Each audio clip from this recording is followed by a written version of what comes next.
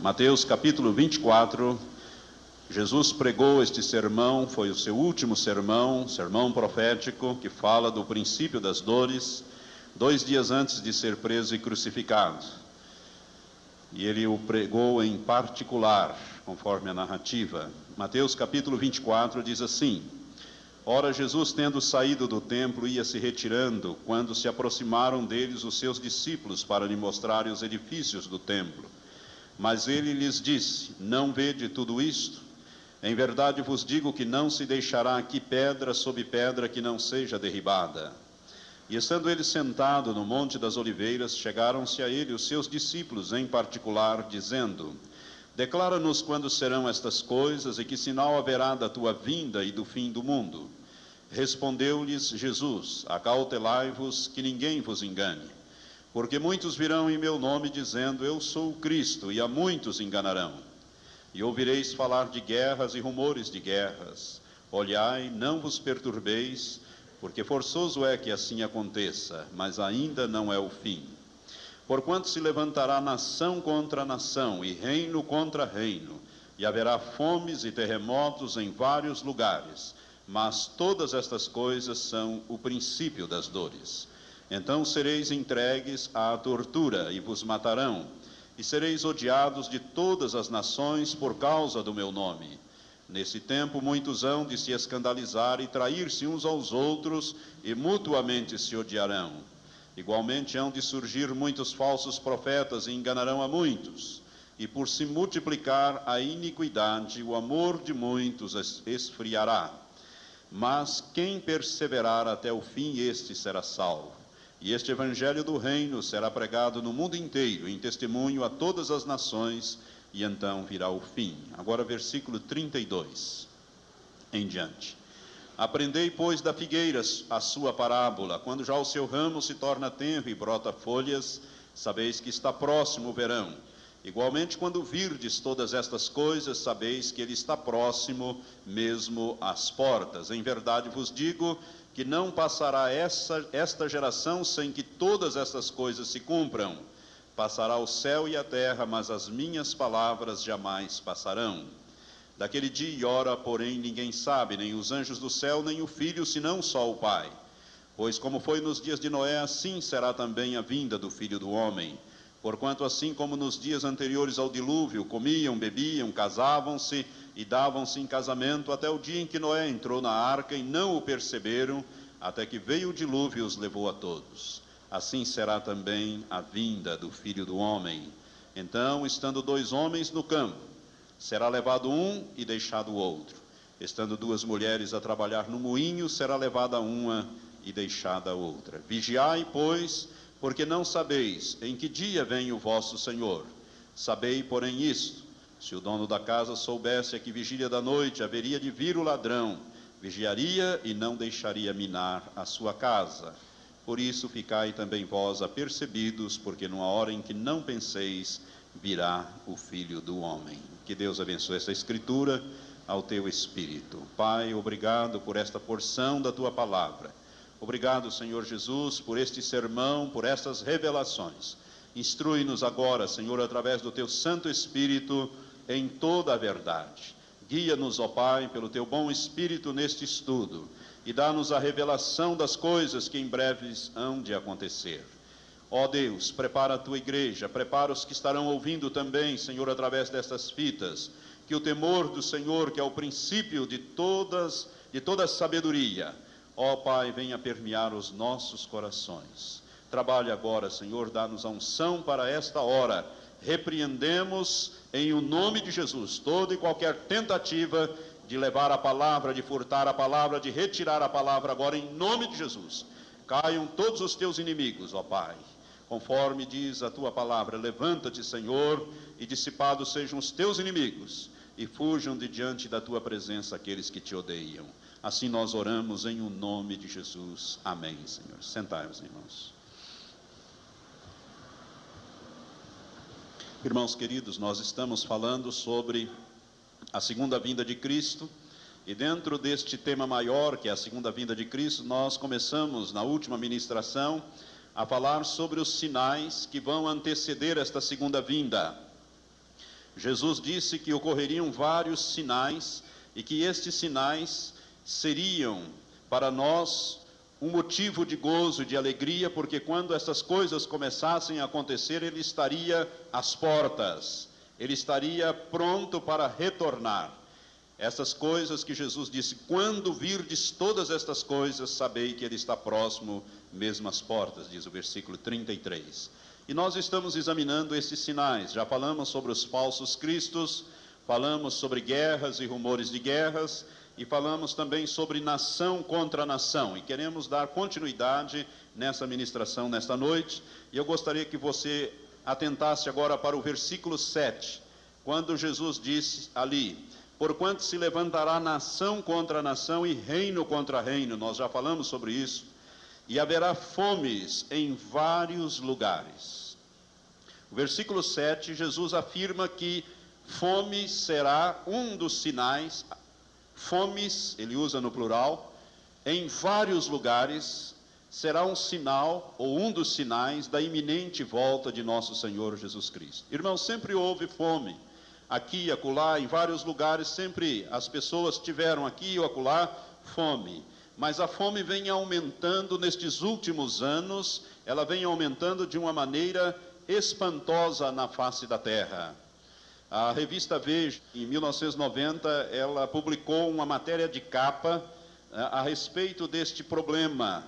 E ali nós temos então uma família, ali de Curitiba, que estava passando fome, morando em albergues, ou quando não nas ruas, nas praças, com duas crianças, um casal ainda bem jovem, e embaixo os miseráveis.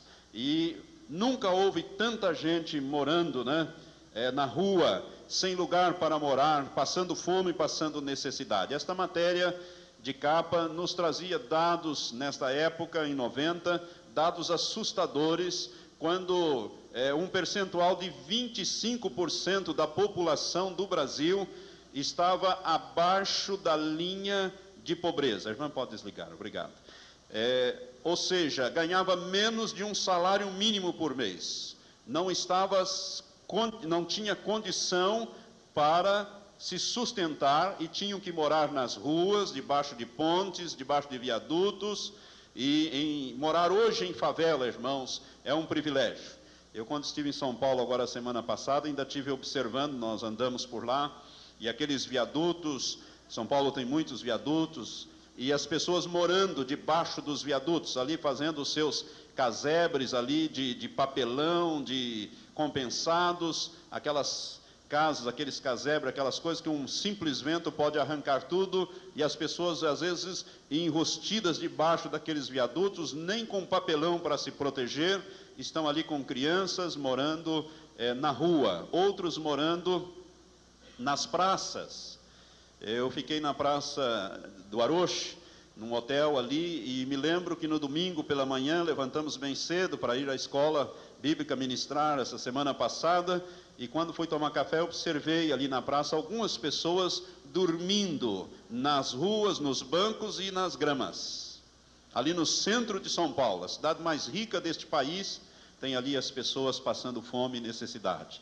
E fome não é lá na Biafra, como às vezes a gente vê, lá na Biafra, na Etiópia, aquelas mães esqueléticas com aqueles filhos esqueléticos, que é pele e osso, literalmente pele e ossos. A gente vê às vezes na televisão e aquilo nos causa um espanto, nos causa uma aversão, uma situação de angústia e de perplexidade, e isto está ocorrendo em vários lugares na face da terra. A fome tem aumentado.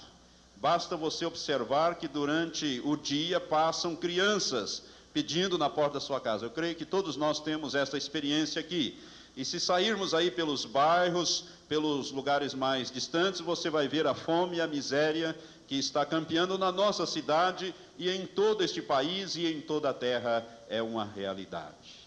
Eu li recentemente, creio que a questão de alguns dias atrás, umas 2 ou 3 semanas, uma notícia, ou a semana passada, às vezes leio bastante coisa, às vezes me confundo, mas a notícia, o fato eu guardo, às vezes não guardo quando li, mas me guardei bem que esta notícia que falava exatamente sobre este assunto na Folha de São Paulo, e dizia lá o jornal que 1 bilhão e 300 milhões de pessoas no mundo gastam menos de $1 diário com a sua alimentação. Agora eu vou perguntar para as irmãs, é possível alguém gastar menos de $1, ou cerca de R$1, e se alimentar? É possível? Então essas pessoas estão passando fome, a realidade é essa. Menos de $1 por dia, 1 bilhão e 300 milhões. Notícias recentes de jornal. Notícias de dados levantados pela FAO. Aliás, a FAO, que é um órgão da ONU que controla a produção e distribuição de alimentos no mundo, ela publicou um relatório não há muito tempo em que dizia que mais da metade da população da Terra dorme diariamente com fome. Mais da metade. Por quê? Porque não faz as 3 refeições necessárias e básicas que o ser humano deve fazer por dia. Café da manhã, almoço e janta. Mais da metade não faz. Uns fazem 1, quando muito 2. 3 não conseguem fazer. Por quê? 1 bilhão e 300 milhões gastam menos de R$1 na sua alimentação diária. Menos de R$1, ou menos de $1, melhor dizendo, a notícia dizia. Irmãos, a fome é uma realidade na face da terra, e ela está aumentando. Pela primeira vez na história do homem, o ano passado, plantou-se e colheu-se menos do que o necessário, ou menos do que é gasto pela humanidade na face da terra. Pela primeira vez, a colheita ficou aquém do consumo, e o homem teve que lançar mão dos seus estoques, das suas reservas, para suprir as necessidades. Nunca aconteceu isso. Sempre houve excesso ou excesso. Isto contando em termos globais, porque há muito em certos lugares e às vezes pouco ou quase nada em outros lugares. Mas de um modo geral, pela primeira vez, o homem colheu menos do que necessita para passar um ano na face da terra e teve que usar os seus estoques. Fome é uma realidade bíblica e é uma realidade fática na face da terra. E Jesus disse que haveria fomes em vários lugares, não em todos os lugares, mas em vários lugares, muitos lugares. A expressão indica muitos lugares. Então a fome é uma realidade que está ocorrendo diante dos nossos olhos, como nós estamos vendo hoje. Irmãos, o livro do Apocalipse, se você quiser deixar o seu dedo em Mateus 24, abra comigo, acompanhe aí Apocalipse capítulo 6, que nos fala a respeito da fome. Nós temos ali a liberação dos 6 selos, que são os juízos de Deus, que são liberados sobre a terra. O primeiro selo, libera então o primeiro cavalo, o cavalo branco, que eu já disse aos irmãos, é um símbolo do anticristo. O segundo selo libera o cavalo vermelho, né, quando então é um símbolo das perturbações na face da terra. A paz é tirada da terra, diz o versículo 4, de modo que os homens matem uns aos outros. Nós estamos vivendo esses dias hoje. Mas o versículo 5 diz que quando abriu o terceiro selo, ouvi o terceiro ser vivente dizer: vem. Essa expressão na língua original é vem e vai, ou seja, está liberado para sair, para fazer a obra, né? Vem, e olhei, e eis um cavalo preto, e o que estava montado nele tinha uma balança na mão, e ouvi como que uma voz do meio dos 4 seres viventes que dizia: 1 queniz de trigo por 1 denário, e 3 quenizes de cevada por 1 denário, e não danifiqueis o azeite e o vinho.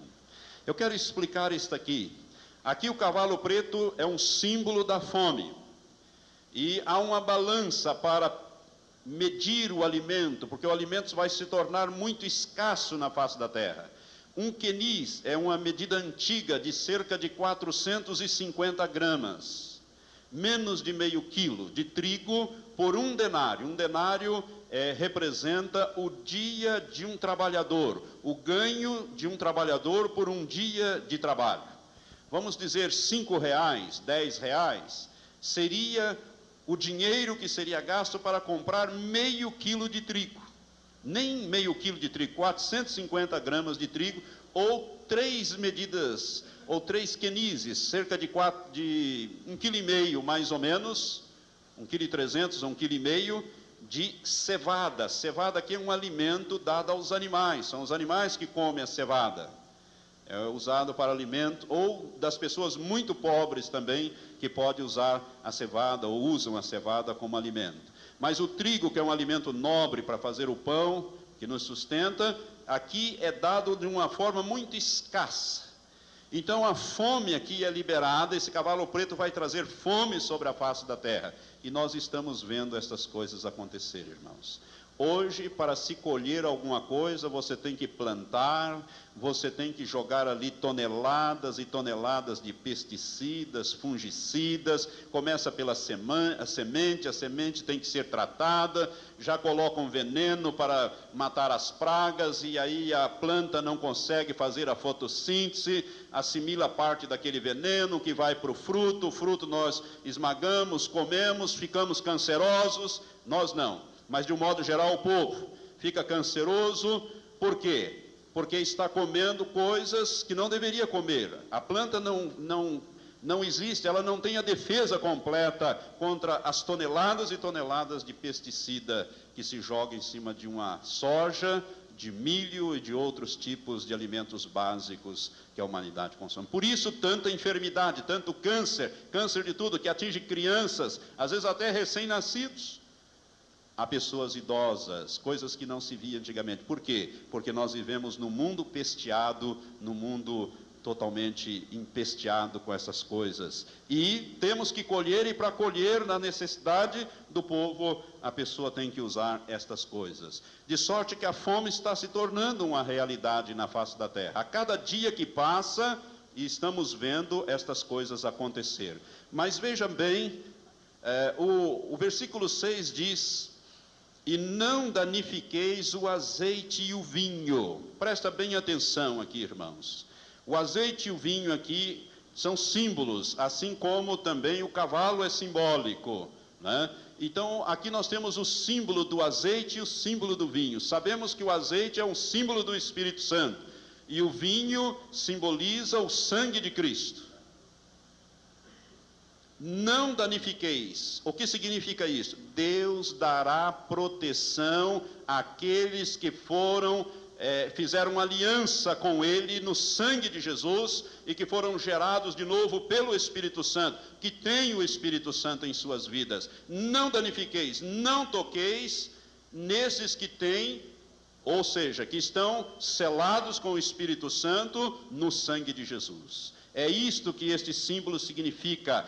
Deus vai proteger a igreja, aqueles que são deles, nesses dias turbulentos de fome, porque a fome vai aumentar na face da terra. Mas Deus diz aqui: não danifiqueis, ou seja, Satanás aqui, através deste flagelo da fome que vai atingir a humanidade, Deus não vai permitir que ele toque naqueles que são gerados de novo pelo Espírito Santo e que têm uma aliança com Deus através do sangue de Jesus. Porque nós sabemos, Jesus falou que o vinho simboliza o seu sangue, que é derramado para a redenção de muitos. E nós somos gerados de novo pelo Espírito Santo, cujo símbolo na Bíblia, um dos símbolos do Espírito Santo, é o azeite. Irmãos, isto é uma verdade. Deus sempre fez separação entre o ímpio e o justo, entre aquele que o serve e aquele que não o serve. E esses juízos que Deus começa a trazer sobre a face da terra, Deus vai fazer, como Ele sempre fez, separação entre aqueles que são dele e aqueles que não são dele.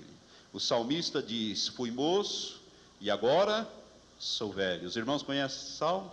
Mas nunca vi o justo a passar necessidades, e nem a sua descendência a mendigar o pão. E Deus não vai permitir isso nos dias finais.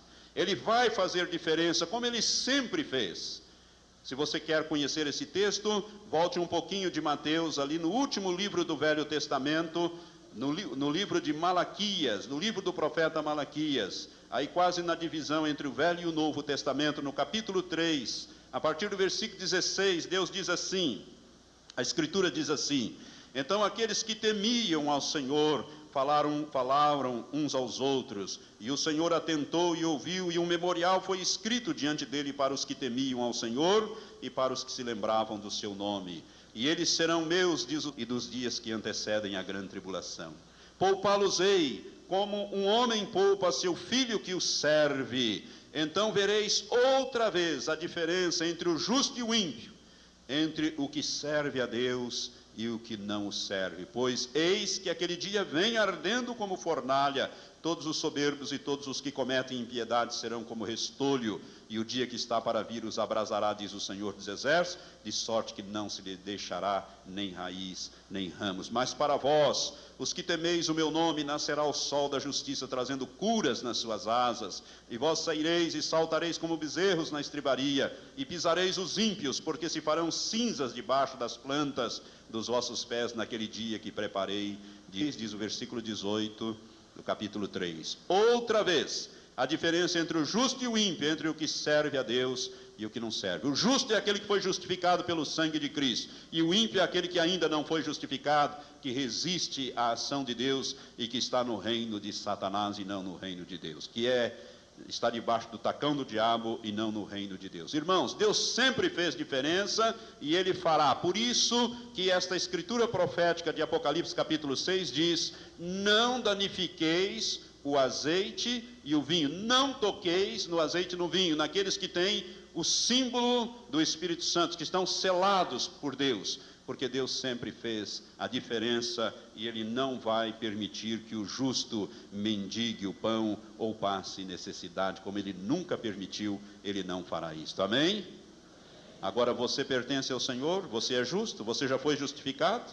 Se você não foi justificado, essas coisas poderão te alcançar, porque a fome é uma realidade que está crescendo no mundo a cada dia que passa. E Jesus disse que haveria fomes em vários lugares, não em todos, mas em vários lugares, e que isto seria um sinal da iminente volta dele para levar a igreja. Amém? Então vamos voltar ao capítulo 24, novamente ao versículo 7. Jesus diz que haverá fomes e terremotos em vários lugares. Terremotos, irmãos, é outro sinal claro da volta de nosso Senhor Jesus Cristo iminente na terra. Nunca houve tantos terremotos como nos dias que correm. Eu tenho aqui uma estatística, que eu já citei uma vez na igreja, ou uma ou duas vezes na igreja quando ministrei. Uma estatística que foi feita dos grandes terremotos ocorridos em alguns séculos para trás. Terremotos que devastaram vidas e propriedades. No século XV, foram registrados 115 grandes terremotos no mundo. Não pequenos tremores de terras, mas terremotos com destruição de vidas e propriedades. 115 no século XV. No século XVI, este número dobrou, mais do que dobrou. De 115 passaram para 253 grandes terremotos no mundo. No século XVII passou este número para 378 grandes terremotos no mundo. No século XVIII este número aumentou para 640 grandes terremotos no mundo. No século XIX esse número mais do que triplicou, de 640 para 2.119 grandes terremotos no mundo no século passado, século XIX. E no século XX, uma estatística que vai até os anos 80, até 1980, os primeiros 80 anos deste século, nós já tivemos mais de 6.000 grandes terremotos no mundo. E de lá para cá, irmãos, nesses últimos 17 anos, vem aumentando os terremotos, a intensidade e a frequência dos grandes terremotos no mundo. Não estou falando de terremotos pequenos, mas terremotos que têm ceifado vidas e destruído propriedades, trazendo grandes prejuízos e mortandades na face da terra. Terremotos é uma causa, é um fenômeno, é mais do que isto, é um sinal. Jesus disse que haveriam terremotos em vários lugares, não em todos os lugares, mas em vários, em muitos lugares. Assim como haveria fomes em vários lugares, haveriam também terremotos quando ele estivesse na iminência de retornar à terra. Você poderá dizer: pastor, graças a Deus que o Brasil não tem terremoto, o Brasil é um país abençoado. Até anos atrás nós dizíamos estas coisas, mas hoje não podemos mais dizer, irmãos. João Câmara, no Rio Grande do Norte, no nordeste do país, aí está para nos desmentir, Porque João Câmara de vez em quando treme por lá, ainda não houve mortes, mas tremores fortes com propriedades desmoronando, as pessoas indo dormir na rua. De vez por outra a televisão mostra essas coisas acontecendo na região de João Câmara, no Rio Grande do Norte, na cidade de João Câmara, no Rio Grande do Norte. Alguns anos atrás houve um terremoto que atingiu, fez tremer os edifícios mais altos da capital do Acre, a cidade de Rio Branco. Esse terremoto foi há uns 4 ou 5 anos atrás, só que o seu epicentro foi a 640 quilômetros de profundidade no interior da terra, por isso ele fez apenas tremer as pontas dos edifícios. Se fosse um pouco mais para cima, mais próximo da crosta terrestre, teria destruído a cidade de Rio Branco, ou os grandes edifícios da cidade de Rio Branco, capital do estado do Acre. Não tem muito tempo, Maringá teve 2 tremores de terra aqui em Maringá. Eu tinha até os recortes dos jornais desse fato, mas a televisão e os jornais mostraram, né? E nós estamos vendo essas coisas acontecerem. Eu me lembro que eu estava em Londrina, no apartamento das minhas filhas, ali quando, aguardando, vendo o jornal, de repente deu uma notícia extraordinária: um terremoto na Venezuela fez tremer 9 estados do Brasil.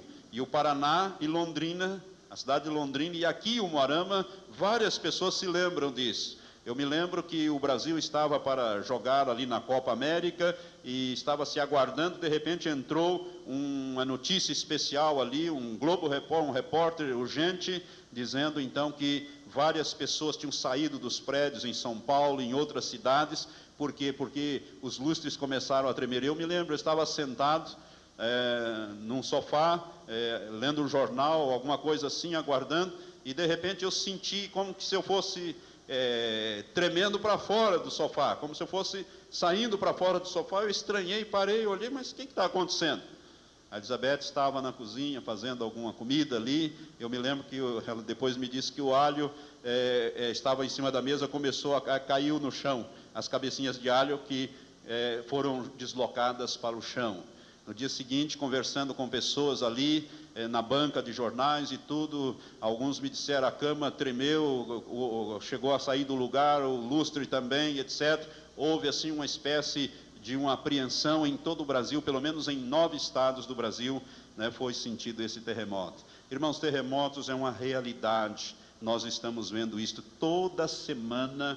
Você pode ver que na televisão ou nos jornais tem notícias de terremotos. E Jesus disse que haveriam terremotos em vários lugares. E o que falar então dos maremotos?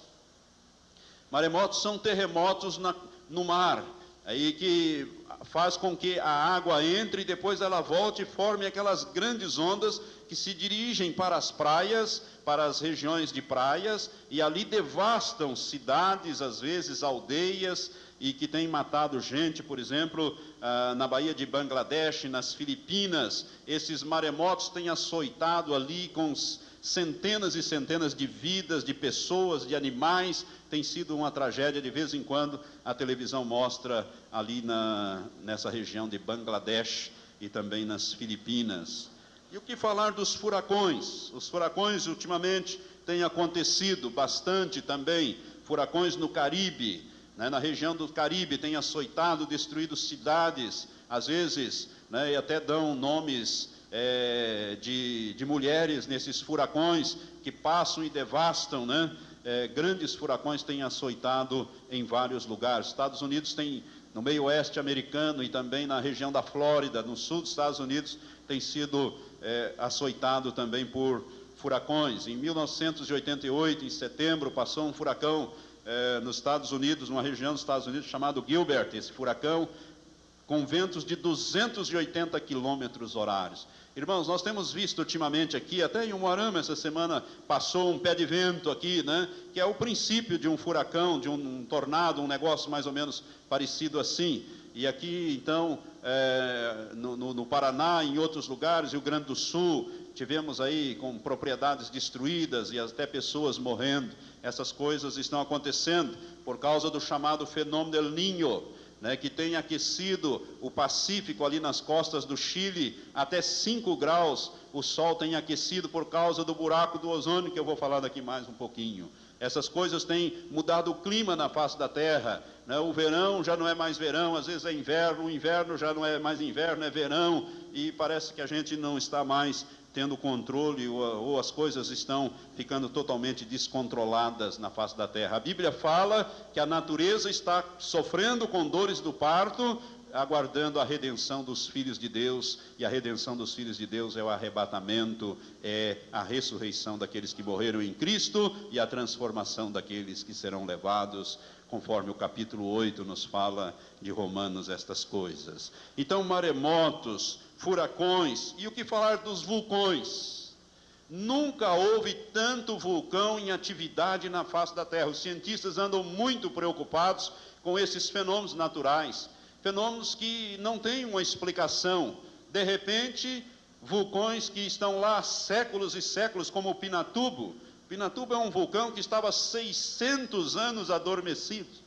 Irmãos, nós temos 497 anos de descoberto. O Pinatubo tem 600 anos adormecido e de repente ele explode numa potência e num pavor, destruindo bases militares ali, a base de Clark, onde tinha ogivas nucleares. Tiveram que tirar aquilo de carreira rapidamente, porque o Pinatubo entrou em erupção de Inopino e de uma maneira violenta. Pinatubo, outros grandes vulcões no Japão, no mundo inteiro tem acontecido isso. A televisão tem mostrado destruições através de vulcão que explode e tem destruído ilhas e tem destruído o povo em torno, e quem não se afastar normalmente é levado nesta situação de roldão. E tem lançado cinzas e larvas que são rochas derretidas, né, a grandes altitudes, feito com que inclusive prejudique a própria navegação aérea, né, através dos aviões, essas cinzas de vulcões do Pinatubo e outros grandes vulcões que têm lançado, porque os ventos, as correntes de ventos levam essas cinzas, causando dificuldade até para os aviões navegarem no espaço. São coisas, irmãos, que falam da natureza em dores de parto, e Jesus disse que haveriam então terremotos em vários lugares. Nós podemos falar um pouquinho agora da camada de ozônio. Eu tenho aqui uma notícia muito pequenininha que foi recortada do jornal A Folha de São Paulo, domingo, 17 de janeiro de 93. Esta notícia foi reproduzida, a Folha de São Paulo reproduziu do Wall Street Journal de Nova York, um jornal muito conceituado nos Estados Unidos. E essa notícia muito pequena, que poucas pessoas leram, mas eu vi e recortei porque esses assuntos me interessam, porque eu sei, a gente tem que ficar atento. Jesus tem que olhar e discernir os sinais do tempo. Nós não podemos ficar dormindo como os demais, nós temos que estar atentos. A notícia diz assim: cidade chilena vive a ameaça de, entre aspas, fim do mundo. E a notícia é esta: os 125 mil moradores de Punta Arenas, cidade do extremo sul da Patagônia, no Chile, costumam brincar que eles vivem no fim do mundo. Mas uma série de estranhos fenômenos está fazendo com que o trocadilho seja levado a sério. Segundo reportagem do Wall Street Journal, em texto de Thomas Kahn. Um dos moradores lá de Punta Arenas ficou sem camisa sob o sol durante meia hora e sofreu tanta queimadura que parecia ter estado no Havaí. Ovelhas e outros animais ficaram cegos e morreram de fome porque não conseguiram achar comida. Plantas sadias definharam de uma hora para outra. Os cientistas suspeitam de que esses fenômenos tenham sido provocados pela destruição da camada de ozônio, que bloqueia a maior parte dos raios ultravioleta do Sol. Em outubro passado, ou seja, outubro de 92, os satélites detectaram o menor nível de ozônio sobre a região. Abre aspas. É como a AIDS do céu, fecha aspas, disse um professor ao Wall Street Journal. Irmãos, a camada de ozônio, que deveria ter 3 milímetros, está com menos de 1 milímetro. O homem tem jogado tanta poluição, tanto nos rios como na atmosfera, tem poluído tanto, que ele está destruindo a camada de ozônio, que filtra os raios ultravioleta e infravermelhos. E o resultado disso é que formou-se um buraco na região da Antártida, no Polo Sul. O resultado disso, então, é que aquela região está aquecendo, e por isso começa a desprender grandes blocos de gelos, geleiras estão se desprendendo deste grande continente gelado, e vindo para as águas, para os oceanos, inclusive pondo em risco a navegação, por causa desses icebergs. Está se tornando difícil a navegação no extremo sul do continente, e também este buraco da camada de ozônio já subiu e já passou pelo Brasil, e na América, está subindo para a América Central. Eu quero dizer para você que quando você for na praia, você não deve ficar lá exposto ao sol. Você tem que usar aqueles protetores, e bem fortes, porque nós estamos vivendo debaixo deste buraco, desse buraco da camada de ozônio. Então, irmãos, não se deve pegar sol, a não ser nas primeiras horas do dia, creio que até 10 horas, depois, se não me engano, é depois das 4 horas, e cuidado com esse horário de verão, porque agora as coisas começam a complicar os horários, né? E a camada de ozônio está aí. E nós devemos tomar muito cuidado, porque enfermidades de pele, como câncer e outros, estão aumentando em função destas coisas. E nós temos que pedir a proteção de Deus para estas situações, porque nós estamos vivendo os dias das dores de parto de que Jesus falou. Então esta camada de ozônio está fazendo todo esse estrago, aquecendo o clima na face da terra. Por isso é que nós estamos vendo as temperaturas cada vez ficando maiores e as coisas cada vez mais descontroladas na face da terra. Tudo isso, irmãos, são sinais claros de que Jesus está voltando. Jesus disse que todas estas coisas são os princípios das dores. Versículo 8 diz: mas todas estas coisas, terremotos, fomes, nação contra nação, falsos cristos, enfim, esses sinais que nós temos enumerados até aqui, são o princípio das dores. Nós estamos vivendo este período do princípio das dores. A Bíblia fala muito, usando esta figura de linguagem, das dores do parto. As irmãs, as que são mães, sabem o que significam as contrações do parto. Quando começam as contrações, elas são bem espaçadas, mas com o tempo elas vão aumentando, aumentando, aumentando, e não tem outra solução senão nascer. Não é verdade? Assim é, que na medida em que se aproxima a volta de Jesus, para levar os seus, para haver esta separação, esse nascimento, esta fuga, este rapto, este arrebatamento da igreja, as dores de parto começam a intensificar-se sobre a face da terra. E nós estamos vivendo este período de intensificação das dores de parto. Fomes e terremotos são sinais claros de que Jesus está retornando. E eu quero dizer a você, mais uma vez, que Deus faz diferença entre aquele que o serve e aquele que não o serve. Eu quero que você abra comigo no Salmo 91.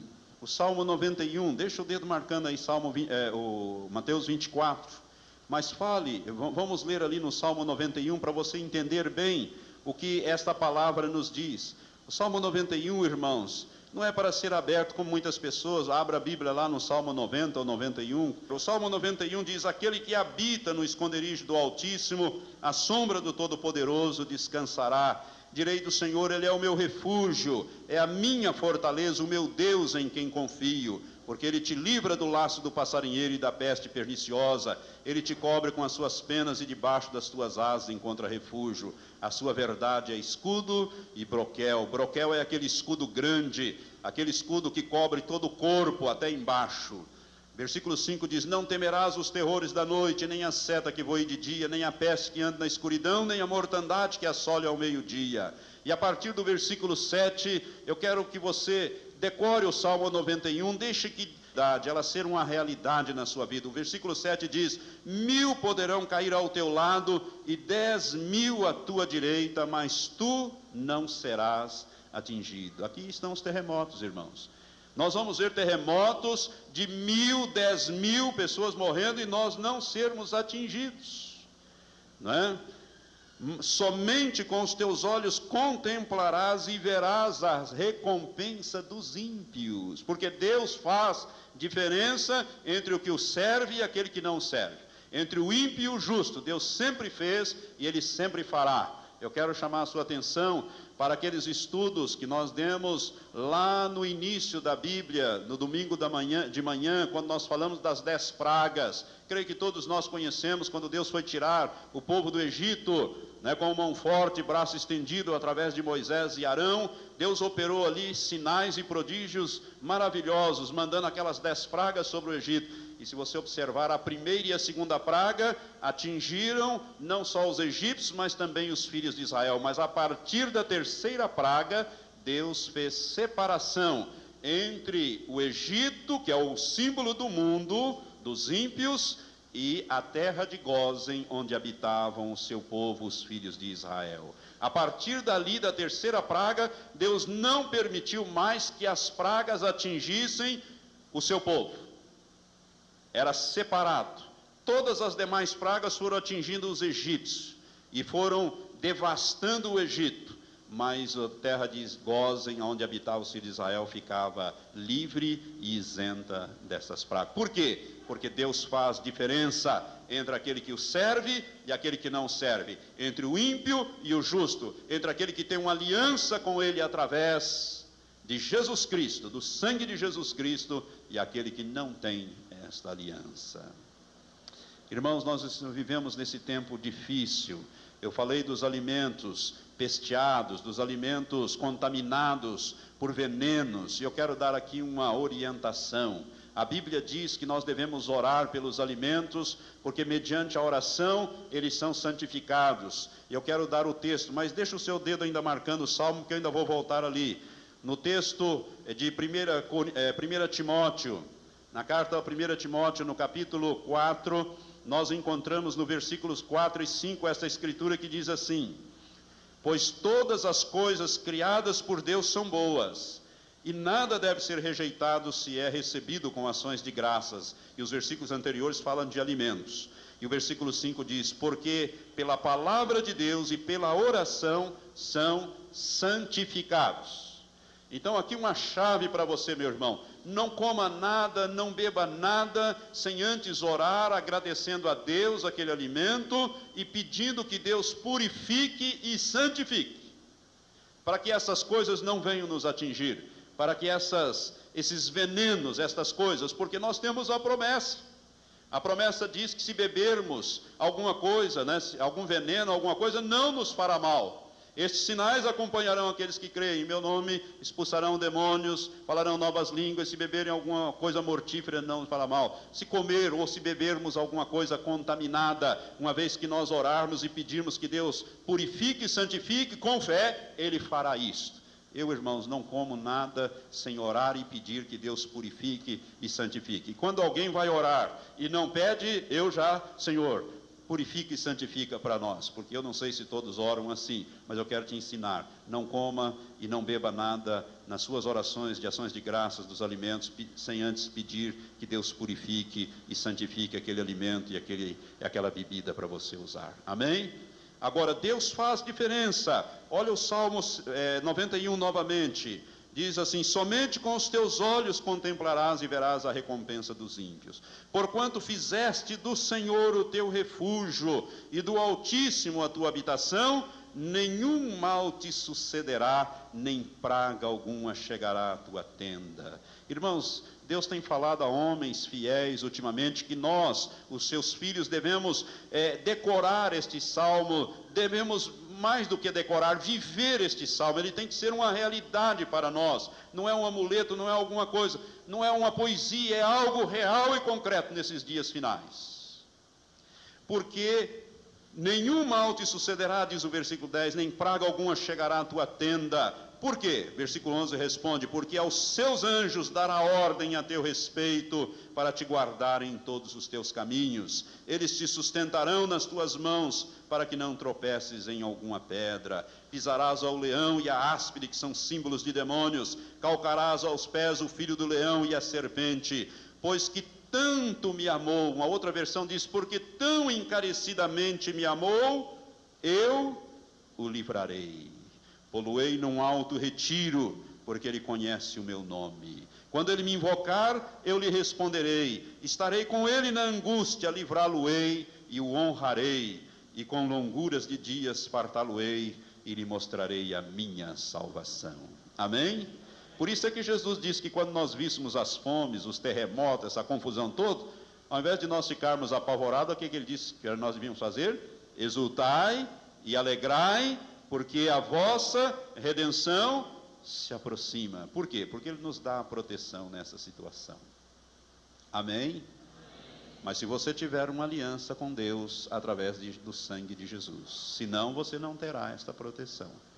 Porque tão encarecidamente me amou, eu o livrarei. Isto fala de intimidade com Deus, irmãos. E nós só podemos ter intimidades com Deus através do novo nascimento e de uma íntima comunhão com Deus através do Espírito Santo.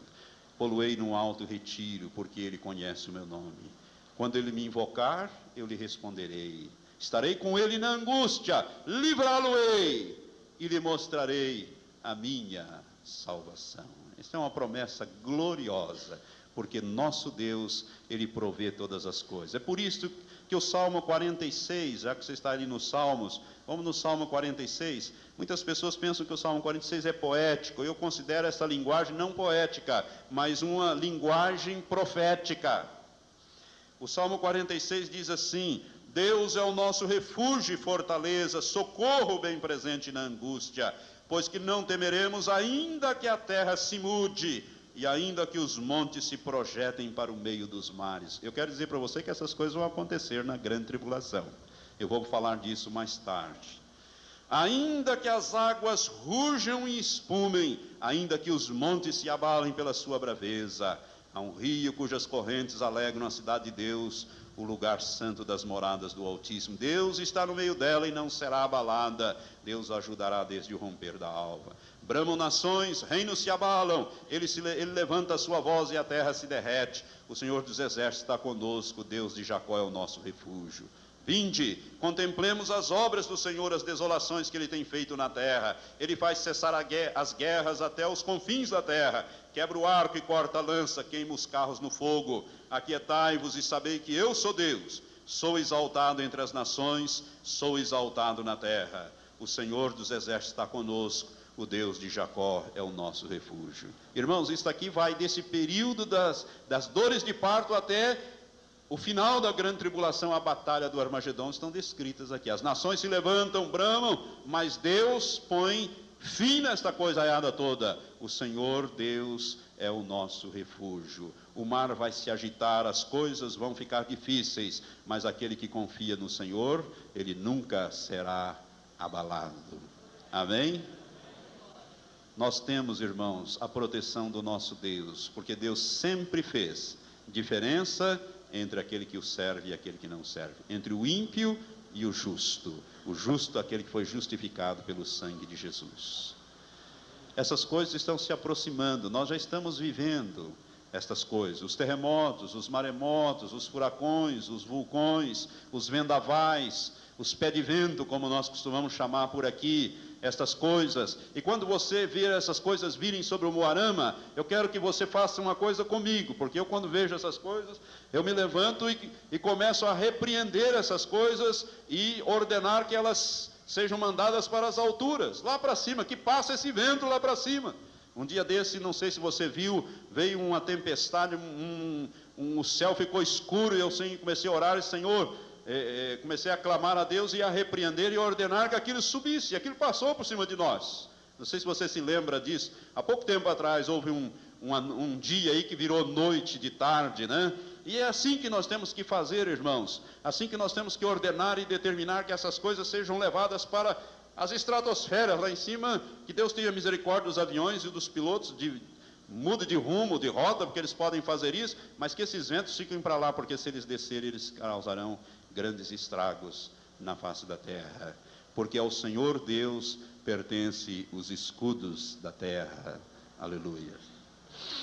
Então, os céus são os céus de Deus, diz a Bíblia, mas a terra Ele a deu aos filhos dos homens. Vamos exercer a nossa autoridade aqui contra esses principados e essas potestades. Irmãos, esses sinais que nós estamos enumerando mostram exatamente essas coisas que nós estamos falando.